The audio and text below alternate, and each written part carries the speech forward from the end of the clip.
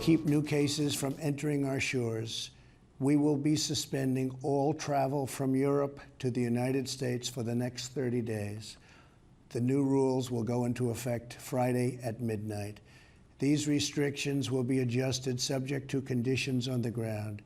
There will be exemptions for Americans who have undergone appropriate screenings, and these prohibitions will not only apply to the tremendous amount of trade and cargo, but various other things. President Donald Trump there, and just like that, almost all flights from Europe to the United States will stop. President Trump announcing a series of measures designed to stop the spread of the coronavirus. It is another blow to the aviation sector, already struggling with low demand and being forced to ground planes. Matt.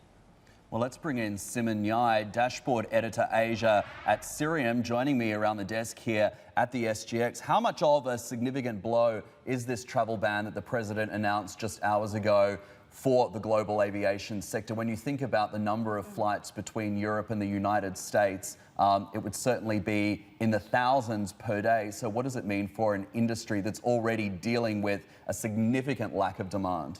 So at Cirium, we look at the schedules data. We track the flights real time, millions of flights real time. And just in the month of March alone, we think that what we can see is about 12,000 flights between Europe and the United States will be affected, could be affected. Well, effectively, if all of it is gone, it's cut, then that's the amount of flight that's affected.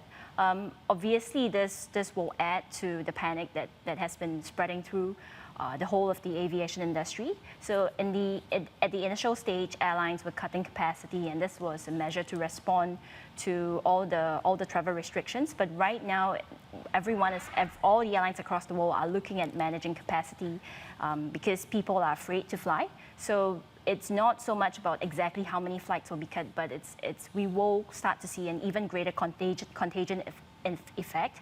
And in recent weeks, we've also seen images on social media of flights that are nearly empty. So that really adds to the fear of people traveling and not wanting to get around, leave their houses or leave their homes to begin with. So yeah. Have you done any work on how significant the cutback to capacity could be globally as a result of this in terms of what we're seeing individual airlines do? But are we talking about a 20%, a 30%, a 50% drop in global capacity as a result of the coronavirus and the impact that this is having, and the travel bans as well?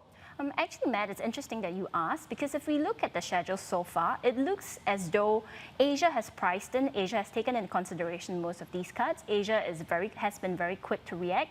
And if we look at just China alone, flights into and out of and within China, in February alone, they were halved. So meaning out of all the flights that were scheduled to take place, half of them didn't happen. But when we looked at the data for Europe and Americas, North America specifically, what we saw was that it's not happened so quickly. People actually think that only about 1% in Europe is going to go down.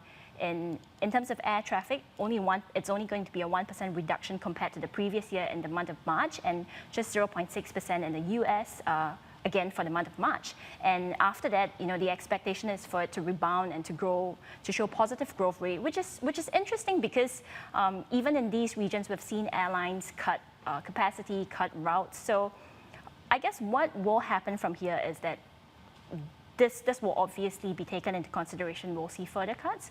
We don't have the figures yet, and like I said, because airlines, the respective regions seem to have not taken this as seriously as they thought it was going to be right now. So it will definitely be something that's interesting to track going forward.